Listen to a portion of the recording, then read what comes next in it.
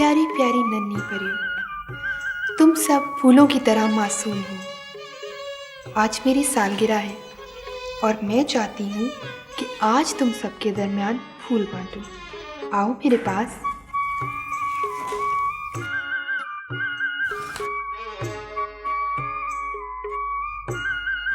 शुक्रिया।